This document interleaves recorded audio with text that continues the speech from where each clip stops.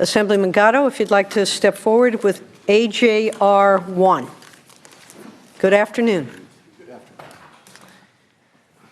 Thank you very much, Madam Chair. Our founding fathers included in the federal Constitution two methods for amending that document. The first one, of course, is the traditional method, and that is a vote of Congress by a certain supermajority and then ratified by the states by a certain supermajority.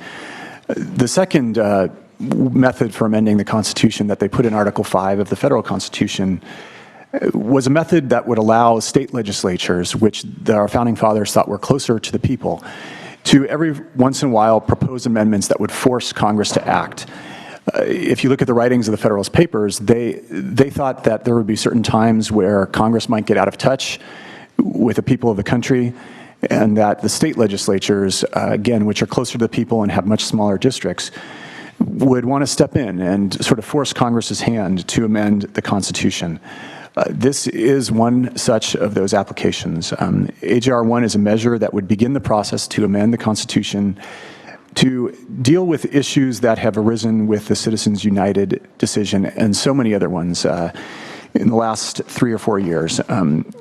We would, if this measure passes and if 33 other states apply for a convention on the same purpose, then a convention would be called to deal with issues of corporate speech and campaign finance reform, which is something that, of course, is on so many people's minds. If you talk to the average person will tell you that they believe so strongly, as do all of us, in free speech.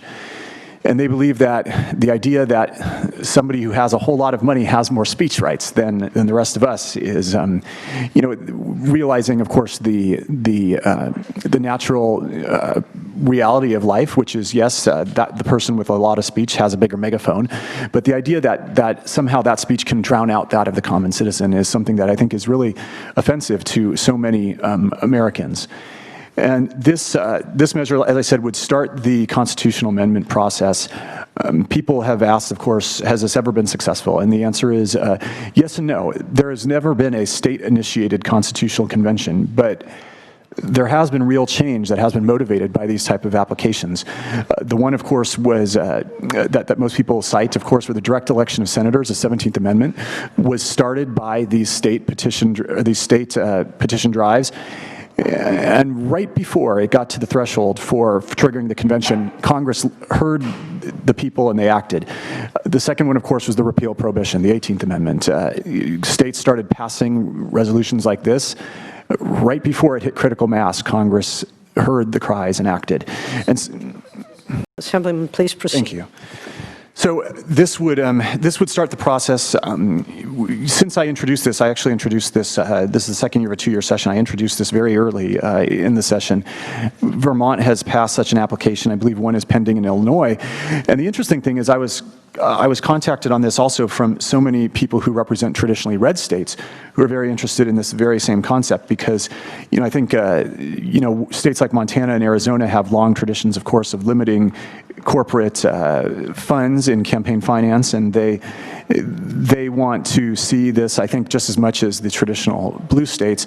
And so this is something which I hope would spawn a national movement that would actually work to get some sort of workable regime for campaign finance reform at the federal level. I'm not sure what it is, and that would be up to the delegates or Congress if they so choose to act, but I think it's clear that we do need to have some sort of campaign finance reform at the federal level and at the state level. And I know we're working on that, and I hope this spawns a lot of effort at the federal level.